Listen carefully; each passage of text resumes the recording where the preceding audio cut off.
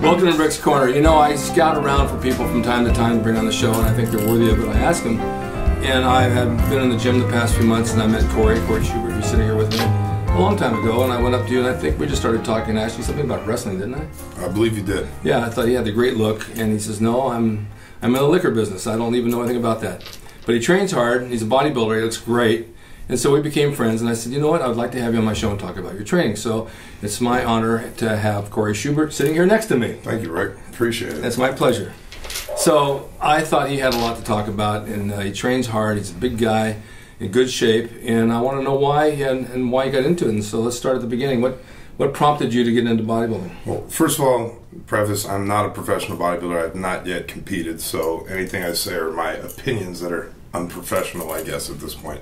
But no, I think from, I was born in the mid-'80s, so growing up, my dad, wrestled, not professionally, but more, traditional style. He was always in great shape, big into lifting weights, even though he was kind of a smaller guy. But, you grow up watching, idolizing Arnold's and everything like that. Sure. And I also came from an art background, so I was always infatuated with, the Renaissance artists, the ancient Greek statues, and the thought that people actually looked like that. There must have been inspiration. There had to be, yeah.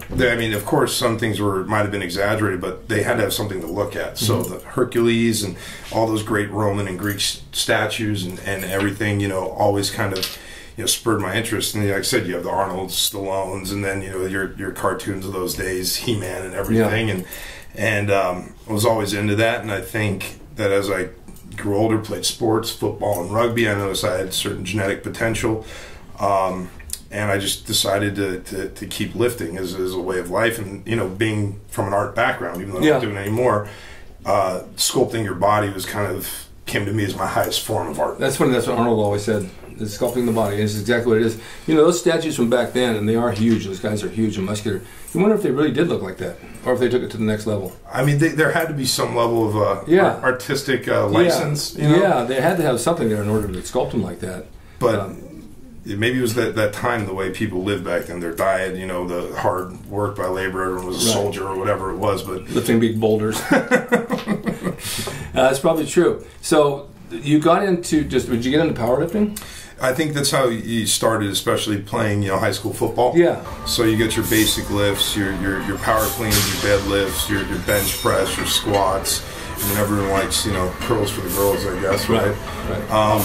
And it's just hard lifting, and that's what you went for. You went for your maxes, how much weight you could lift, competing with the other guys. And I think that's what builds a really solid foundation.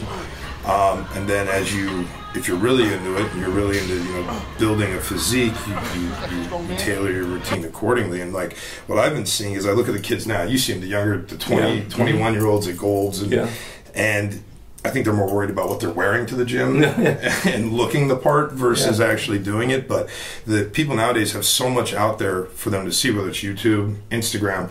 Whereas when I started, it was even much later than you, but all I had was Arnold's Bodybuilding Encyclopedia.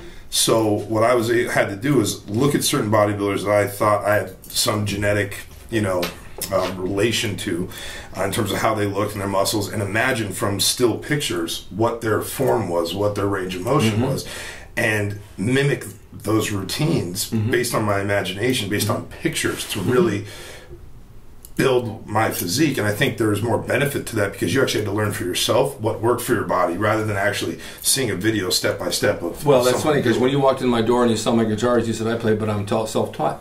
But I am too. And self-teaching, sometimes you get better because you try harder, and you learn the way you want to learn. And with bodybuilding, what you're talking about right now are pretty much basics, and basics work. Yeah. The powerlifting I started to myself, bench press, squat, and deadlift, and that's the only thing I had at the YMCA to work with. Machines, no machines, just racks. And it did start the ball rolling and the muscles, and then you start adding shaping movements for girls. The curls for the girls. So that's an old saying I haven't heard in years. And then things start to pop out, and you look in the mirror and say, "Man, it's starting to look pretty good." Yeah. It's never where you want it to be. Well, that's the beauty in it, though. As long as you keep it, as long as it's healthy, right? Yeah. As long as it's healthy, that constant strive for bettering yourself and achieving a next level is good. When it becomes detrimental to your psyche, then you got to reevaluate what you're doing. I study people. I watch them in the gym. I watch people on the street, and I study what they do and their body language. And it's interesting to see, because a lot of the younger guys that come in today, and we were all younger at one time, it's all about how much they can lift, and most of them don't have a body yet. No. You know, they're fat or they're skinny, or they're lifting all this weight, and they're just struggling like mad, and they're not gaining anything. No. I see that a lot, and I try to. Part of me is because I own my own company, you know, so I don't have all the time in the world. But I have my 30 minutes to do fasted cardio in the morning. I have my hour to maybe hour and a half a night to lift. So when I'm there on business, I'm in and out, and I really cherish that time. Sure. But instead of getting pissed when someone's on a machine, they're not doing it right, or they're just making what I consider a fool of themselves. Now, some of the younger guys, I just take the time to go and say, hey man, try it this way, try to contract this way, keep your form this way. Whether they listen to it or not, it's up to them. It's funny though, you know, most guys do listen. Yeah. I've talked to a lot of kids in the gym and say, try this and try this, and I don't know if they know me or not, but a lot of them do. And I said, this is what we did back in the day. This, you get better results, and they say, oh my God, I'm going to use that from now on. Yeah. But it's nice to help people. Yeah, actually, it really is, and I think that's what I've heard it out there is what the sport has lost, is that camaraderie. Yeah, that's there. But like, I always feel good about, you know, helping someone. I remember when I was in high school, I used to train at Powerhouse Gym in Chatsworth. Yeah, I know the gym. And I remember Chris Cormier, Melvin Anthony, and a couple of other pros back then would go in there and train. Mm-hmm. And I was a big kid playing high school football. I was 6'1", 250, you know, already. And they would see what I was doing and come out and help. There's nothing that made me feel better than that, you know. And I've seen Chris Cormier back at Gold's training Breon. I saw him there. I used to see you in high school, and you know, and he didn't stay in shape. No, I think he had some health stuff. I don't know exactly, but incredible physique when it was there. Oh yeah. But I think that's the thing too, is getting out of my own head and going, well, maybe I can help these guys out, because you know. I'm not a pro again. I haven't competed, but I think some of the guys look at me. I'm 6'1", about 270 to 275 pounds at any given day now, and you know, these guys will see it and they'll want to listen. You have the muscle structure, you have the shape and the structure. You know, your shoulders, everything pop out like my cartoon character, this guy. And it's true, and it's nice to see that, because everything's developed to the max. You know, I mean, you can go even bigger if you want. Yeah. But 270, how much bigger do you need to get? You know, I think that based on trends now, with my height, I'd have to get on stage at 270. So probably, you know, go up to 290, 300, and then cut back down. Yeah. The thing is, it's stress on the body to do that. Yep. We know quite a few people who've died from that. And it is stress on the body. It's hard on the heart, it's hard on the blood pressure, and everything else. It depends on how bad you want it. If you want it and then have a short life, you can do it. I guess. But then you see some of the guys out there that have stayed, you know, for years and years, and they're okay. Well, there's a friend of mine that just won some Venice Beach contest. He did the Guinness World Records. He's 85. Wow. In shape. In shape. In shape. So it can be done. He's not as big as he used to be, but who cares? He still looks good. He still looks good. You still look great, man. I'm not 35 anymore, and I look in the mirror sometimes and say, what happened to me? Well, you know, you mentioned something. You were talking about the kids lifting as heavy as possible. Yeah. A lot of these kids are doing it without having an athletic background either. Yeah. So when you're pairing them, when you have coaches in high school and college, and you're lifting for power with a sport, you're actually learning. You learn certain form. You learn what to do with your body, right? You have people overseeing it, and then your body's used to. You know, you develop senses when you're 260, 70 pound lineman hitting another 300 pounds. You get a sense for what you can do, right? I think a lot of these kids that are doing it now don't have a competitive sports background. Probably not. So they're sitting there throwing up this weight, and as you and I both know, I was stronger. I'm 32 now. I turned 32 last week. I was stronger when I was 19 years old. I could lift more weights, you know, but at a certain age, your body can't handle some of those jerk-free weight movements. I'm at that age now. But I think... No, seriously, I mean, I used to go... My bench was 455. I do machines now. I would curl to 65s. I do 20s, and 20s are heavy. You know, it's like, it just happens. But it's how you use the muscle. Yeah. It's how you use the muscle. So I look at that, and you know, people ask me, how much do I lift? I don't even know. I have no idea. But the point is, if I said 700 pounds, they'd believe me because of the way I look. Of course. And I you know, as men, we all think we're Superman until one day, you know, you realize you're not. Until one day we're not Superman. So that's the one word of caution I try to give these kids. It's not about that. If you want to build quality muscle, yeah, you do. I think in the beginning you should lift heavy. You should have basic movements. Right. It's a foundation. It's a foundation. You build density. You build that mature muscle look later on. But then it's fine tuning it and figuring out what motions work for your individual muscle bodies. Yeah. Have you tried? Now I've tried everything this past year because I've had injuries, as you know, and surgeries. And so someone says, "Well, do 25 reps or 20 reps of a lighter weight, say for curls." All right, I do them. I get a little pump, and it's like it goes away. I'm so used to curling heavy that it doesn't respond like it did with high reps. Do you do the high reps small, lower weight? I do it based on a lot of feel for that day. I like to have a kind of a barometer of weight that I'll use and sets with reps within the set. So it's usually 3 to 5 sets, reps anywhere from 20 down to 10. Okay.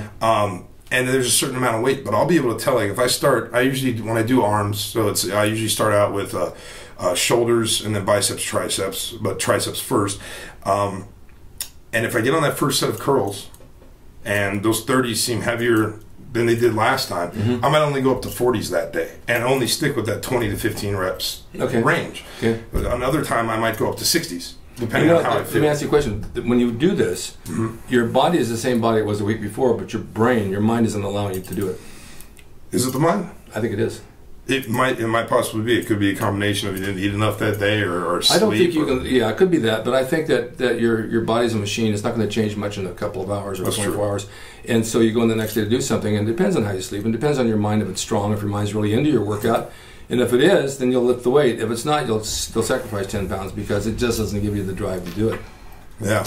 Driving sometimes, it just feels heavier. It just feels heavier. I tell people when I come in to do my first set in the morning, now I do the bike first. I never used to. Right. I used to just jump on the weights, which I actually like better. I do my first set and it hurts like hell, so I told people I figured out a solution to this. When I come to the gym, I don't do the first set. I start with the second. Explain this to me. Just don't do the first. Just don't do the first. I started on my second set. And that way it feels better. I told somebody that the other day and they said, "Oh my God, I never thought of doing that." So, so how many days a week are you training? I mean, like, I got married 3 weeks ago, so I have, let's just say it hasn't been the most consistent. No, but in general. I'm usually 6 days a week. Okay. How do you split that up? Well, I try to train certain body parts twice a week that really need it. So for me, I mean, I've got big legs. I'm used to, I'm a tall guy, but as a tall guy, it's harder to get that fullness. So I do legs twice a week. Back usually once, but really intense because I think that's one of my strong points. And then I've been focusing on arms more, about twice a week, and chest once. Okay. But it really all depends on feel. Now, if I've got my time is compromised from work that week, I'm going to focus on the body parts that I need to do more. So I'm never going to skip the leg day, right? Right. Or I'm never gonna compromise my tricep workout because I think that's a point that I need to build Now, do you think sometimes it's better on twice a week, once a week, or 3 times a week? Well, you've seen my leg workouts. I don't know if 3 times a week. No, and I know that. But I'm talking about, let's say, a smaller muscle like arms. Twice a week, once a week, or 3 times a week? I think twice. Have you ever done 3? Yeah, back when I was younger, for sure. Because that was really the main way of training back, like Steve Reeves days back in the 50s and 60s. They only had the gym available Monday, Wednesday, and Friday. So they did the whole body 3 times a week. Wow. 3 sets, 10 reps. And they had magnificent bodies. I mean, they did. So they had those rest days in between. The reason why, and I've explained this before, those gyms back then were not co-ed. They had men Monday, Wednesday, Friday, and women Tuesday, Thursday, and Saturday. I know it sounds weird, but that's what it was like. Yeah. So you had no choice unless you could go somewhere to some garage and work out on a Tuesday. Well, we were talking about, I think I was watching something on the old Gold's Gym, the original, where they only had 1 bathroom. I talked about that just recently. 1 shower, 1 toilet, 1 bathroom. You showered with the women. And Lucky you. 1970. No, not when you saw those women. You don't want to shower with them. You don't want to bend over either. You don't know what they're carrying with. We don't know what they're carrying on them. Yeah. But the 3 times a week, I had torn both my quads, 2001. Oh, no. So I couldn't really do much. I had a wheelchair and a walker, but I went to the gym every day. And I just worked the upper body every day. You know, not a lot of sets. But God, in 2 weeks, my upper body became really nice just from the every day. Yeah. And it wasn't heavy shit, but it was just consistent. And it really shaped things up. Then when I moved here in '69, I trained down at Gold's. We did everything. Arnold, Bill Grant, all of us doing everything twice a week. And that was all new to me. But twice a week really worked. Yeah. Then someone says, try once a week. So I tried once a week for a while, and I didn't get much out of it. But now I do it, and it works. So it might fall this week once a week on chest, next week might be twice. You know, I vary it to see what I can do, if I can work it in, but it seems to be working. So whatever you can do and whatever you can rest in between comes together. But I also think that when your time to be able to do a muscle is compromised, so instead of twice a week you have to do one, your routine changes for that one. It does. So I think it's knowing your body. You can't have just, I mean, unless you're a full-time bodybuilder and this is what you do and nothing gets in the way of your training schedule or eating schedule, you can do that set routine all the time. I think otherwise you really have to tailor it to what you can do within the time you're But that's not so bad, because when you change it up, your body doesn't know what's going on and it responds differently. Right. You know, you can fall into a rut and you do the same thing all the time. You get a lot of people come in the gym, they do the same thing every workout. I've seen them for 20 years. They're an hour and a half on the treadmill. They don't lose any weight. Nothing stays. They have no muscle because they don't change it up. They don't know shock value. So whatever you do, if you're going to work a body part, try something different, a different exercise that day. Next time, a different one. Change the reps, change the weight, and it's always in a state of being in shock. I think that's generally the principle that I go with. Again, what I probably do is I'll keep the same basic routine of exercises for a body part for about 2 months, right? And it's a similar chest routine. Now, I might do higher reps one day or lower, but the exercises pretty much stay the same. And if I feel after 2 months that I'm not getting the same pump from a workout, I'll do my research. I'll look at a bodybuilder, you know, that I admire, and I'll see one of their videos or something, and I'll try that out. So like for example, the shoulder buys and tries routine I'm doing now, I watched from Jay Cutler's Undisputed video, and I've been doing it for about a month, and I'm seeing results. I'm loving it. I know my body's gonna get used to it eventually. Sure will. And I'll switch it back up. But I think that's what I try to play with, is because you do get stagnant, and unless you have, you know, a guru or a coach behind you, it's here. So you always have to remember to not feed into the mental part where you go, oh, I feel like I'm stuck on a plateau. You just have to make the choice, the educated choice, to change it in the right direction. What about your diet? How do you eat? I think I eat probably close to what you guys ate back in the day. A lot of red meat, eggs.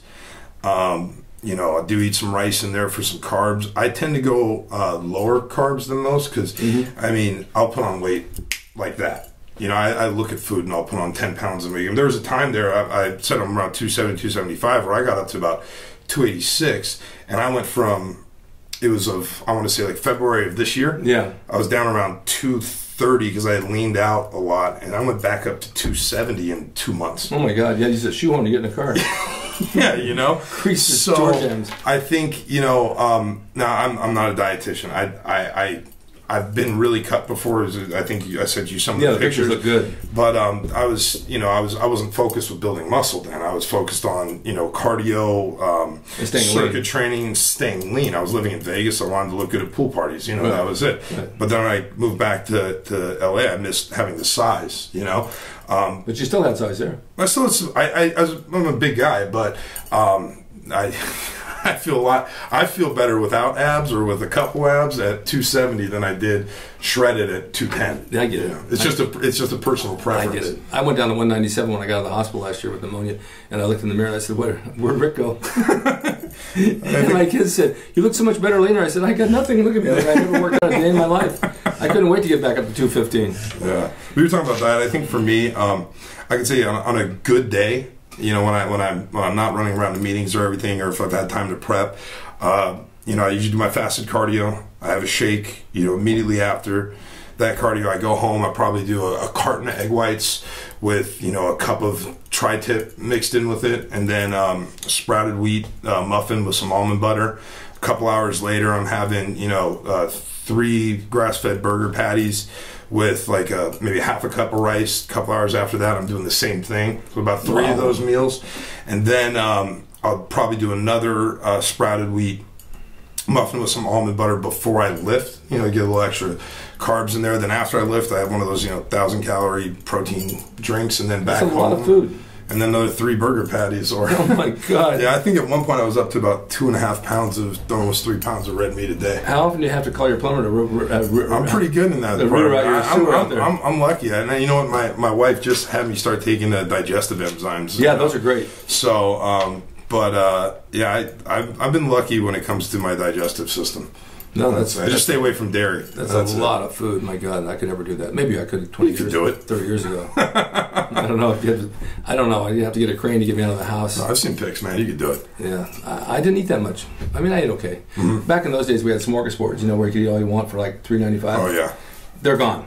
But there was one next to the gym, and you could go like meatballs and steak and, you know, chicken and roast beef and veggies and potatoes and all that for $3.95. You keep filling your plate up, and chicken, especially chicken. So the guys from the gym would go over there and they fill it up and they take their workout bag with tinfoil, throw a bunch of chicken breasts in there. So after a few years, the owners finally changed from all you could eat to the best you could eat and raised his price. No bodybuilders allowed. They didn't want us over there. We ran them out of business. But that's the days you can get away with eating a lot like that, but it's not like that today. I think there's something interesting to that too. Is you look at like all of my grandparents have lived past 90 years old, and some of them they drank till whenever, and some smoked for years. But I think a lot of it comes to diet, because when they were younger eating, I mean, like you'd be younger than them, but the quality of food that was eaten back then, I think, was better or less crap in it than what you someone just told me that. That's very true. It didn't have all the additives and all that stuff in it. Didn't have all the additives, so I think the muscles were built differently, the training was differently, and then again the supplementation was different. And I think there's one thing you look out there, I think like insulin's a hot topic right now, right? And I look at the guys like from the O2 gyms, the big Ramis and and some of those guys, and the look that they have now. These guys are massive, 300 plus pounds. But they don't look as heavy as Dorian Yates did. They don't look as heavy as Ronnie Coleman did. And maybe it has something to do with the blowing up and that it's like almost an air fullness. Yeah, there's not a striation there. Versus the density. Yeah, they might be vascular as can be, but you looked at the conditioning of the guys from the early 2000s back. And you look at each one of Dorian's pecs look like it weighed 100 pounds. Right. Now the guys might have these huge pecs, but it looks like they're full with air. Yeah, there's a let me see how to put this. When you diet down for a show, or you diet down, you want to get rid of what they call intramuscular fat. Not just the exterior fat, but the visceral fat and the intermuscular fat. And when you go to the market and you see a steak, for example, like a ribeye, the ribeye is laced with intramuscular fat. That's what makes it so juicy and tasty. Now, when you see a lean piece of filet, it has no fat in it, that's without any muscular fat. So that's what the body wants to achieve. People who are that dense with that kind of muscle, and you can see every striation, have no intramuscular fat, and they're not holding any water. Right. Or the other guys do still have fat in the muscle, and they're holding water. That's the difference. I just think that, I think it's a debate now, especially you have classic physique coming back and all this other stuff. But to me, if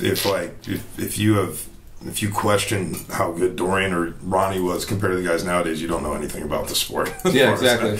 I mean, I didn't see a lot of them live, but I saw guys like, Flex Wheeler when he was still competing, and Chris Cormier. And I remember, of course, I was, you want to say I was a little kid looking up to him. I was, I was a 6'1", 250 pound sophomore in high school watching these guys train. So, but what I saw, what I remember seeing then is a lot different. I think the quality is much better than what it is now. Flex has been over here. He's a very nice guy. Yeah. And he wasn't very heavy when he came over, but he still looked great, and then he decided to blow up again. But, some guys, they do it. They can blow up overnight. They just know how to do it. Yeah. I just think the quality of muscle is different. Maybe it's training styles. I think a lot of it is supplementation. But I look back at all those competitors from the 90s and early 2000s, I just think it's leaps and bounds ahead of what. Yeah, but see, back then there weren't many supplements. It was basically foods. And people trained heavy. There's no question about that. Now you see the magazines today with the muscle, like Muscle and Fitness and those. Joe Weider used to pose the guys with heavy weights. They just pick them up and hold them, take a shot, put it down. They didn't train with those weights. They trained with those weights. So everybody thought you had to go like really heavy. Like Franklin would have a T-bar with like 15 plates on it. He'd pick it up and hold it for a second, take a picture, put it down, drop it down to 3 plates and do it. Yeah. And a deadlift too. So all that heaviness, it does wear on your joints over the years, and it does build thick muscle because the muscle has to meet the demand. I get that, but then you got to shape the muscle too, and shaping it really is just building the muscle, and your muscle shape will take on its own shape because everybody has a different shape. Yes, you can't definitely give your bicep a peak if it's not going to be there. No, like Al Beckles has a double peak bicep. That's a genetic thing. It's crazy. Like when it splits, and he had a really high peak on it. That just happens, unless you get in there with an X-Acto knife and cut it in half. But then you train your body to work around that. Yeah. So, if you want to make the peak look bigger, make sure that long swoop of the triceps deeper. Right. And it'll, Right. But I think that's another thing where you talk about it being kind of an art form, is if you are the sculptor, it's looking at where your deficiencies are, or opportunities, whatever you want to call them, and training around that. Like for me, I have to train my calves every day. I got to start focusing on my forearms, and my upper arms are so big, my lower chest. But these are things that I look at, and I think it does take years to figure that out. But I've always kind of had that mindset. You just have to have time to fit it in. And time to fit it in, but I think, a lot, like we were talking about the younger guys, I think they're just out there just trying to throw the weights, and not understanding that every exercise should have a purpose specific to your physique. Oh, I saw a guy come in the other day. He was tall and thin with another kid with blue hair. This guy had sunglasses on with spikes sticking out, and he's strutting into the tank top like this, and he's skinny, and he goes to the bench press, and he stands in the mirror, and he flexes, and he's doing all this stuff. Like, what are you thinking about? No one's. If anybody's looking at it, it's because you're an idiot, because you certainly don't look good. Yeah. But that's the mentality of some of those guys, and it's like it's just hard to watch it. It's upsetting. So if people want to find you on the internet, where can they go? Well, you can visit my Instagram, which is The Good, The Bad, and The Cory, C-O-R-Y. My professional Instagram is @BevExecs, so BEV.EXECS. That's my liquor company. And there's www.bevexecs.com. But if you want to see some of my physique and bodybuilding shots, that'll be on the Good, the Bad, and the Cory.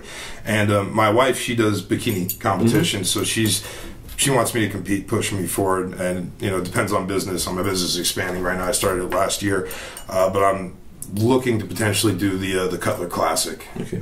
Next time we should have her on here with you. Oh yeah, definitely. She was taking a nap today, so she could have taken a nap here, right there, and then we would have called her over to say, "Okay, say a few words." You got it. We can always work that out. Thank you so much for coming over, Cory. Appreciate it, Rick. Thank you for having me. Thank you for the tequila. I'm gonna drink it when you leave. Let me know what you think. I will in about a week. There's more of it. There's more of it. Thank you guys for watching Rick's Corner, and thanks Cory for being on here, because he took time out of his busy day to share his thoughts with you. He's a good guy, and I'm really happy to have him here. And I'll see you guys all next time.